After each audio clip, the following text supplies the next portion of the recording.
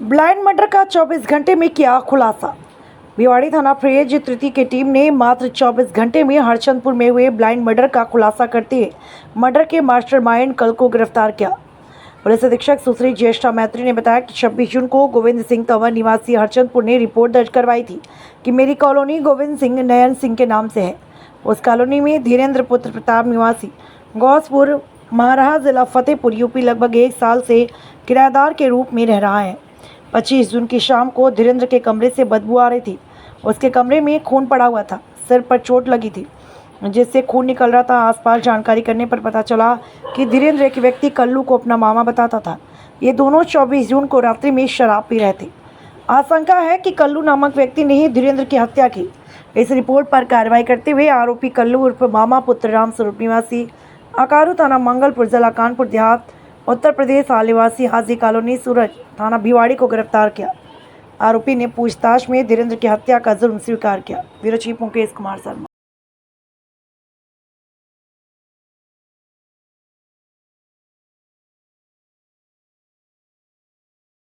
दिनांक 24 को हमारे को लगभग रात के 10:30 बजे सूचना मिली। नैन सिंह कॉलोनी में एक कमरे के अंदर मृत अवस्था में करीब एक व्यक्ति पड़ा है और उसके कमरे में चारों तरफ से खून से बिखरा पड़ा है। उस सूचना पर मैं मौके पर गया तो वहाँ पर जो मकान मालिक था गोविंद, उसको बुलाया। उससे पूछताछ की तो उसने बताया कि धीरेन्द्र सनोप प्रताप भोजपुर जिला फतेहपुर यूपी का रहने वाला था और ये पिछले 1 साल से उसके यहाँ किराए रह रहा था।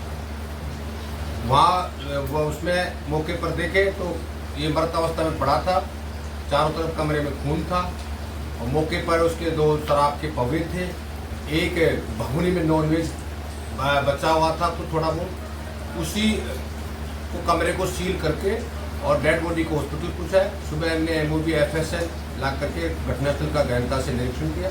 उसके बाद में मकान मालिक की तरफ से FIR की गई।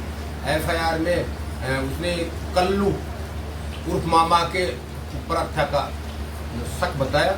इसके आधार पर हमने टीमें गठित करके इसको गिरफ्तार किया है। इसका नाम है कल्लू सनोप रामस्वरूप। ये कानपुर के पास का रहने वाला है और ये भी पिछले 3 साल से यहीं पर रह रहा था।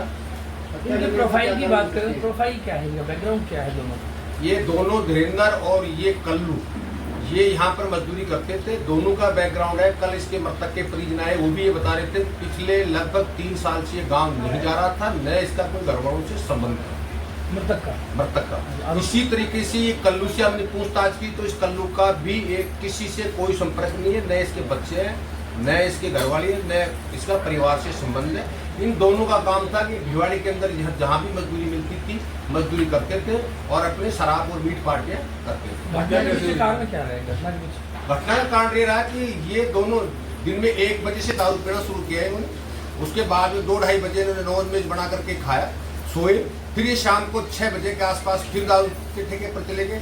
फिर वहाँ से इन्होंने शराब खरीदी। शराब खरीदने के बाद में फिर दोनों कमरे में पार्टी कर रहे थे।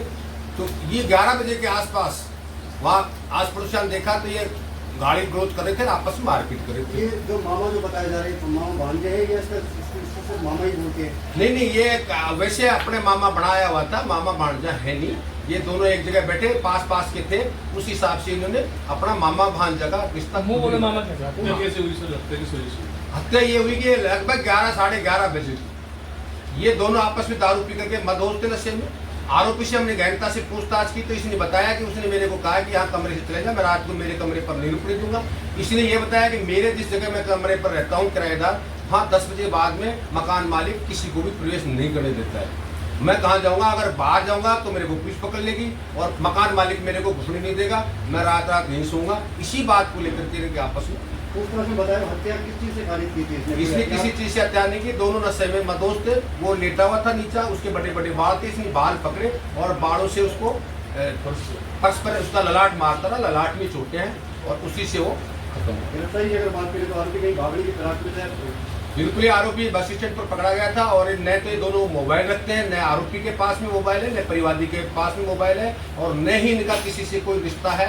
ये आराम से कमाते हैं और पीते खाते हैं, मौज मस्ती करते हैं। किस तरीके से पुलिस इन तक पहुंच पाई? दोनों के पास मोबाइल नहीं है। हम चौकटी में गए तो वहाँ चौकटी में हमने गहनता से कि पहले हमने आसपास के कैमरे CCTV फुटेज खंगाले। उससे तायद हुआ कि ये दोनों लगभग 2-2:30 बजे मछली की दुकान पर गए हैं, वहाँ मच्छी खरीदी है, फिर उसके ठेके पर गए, वहाँ दारू खरीदी है।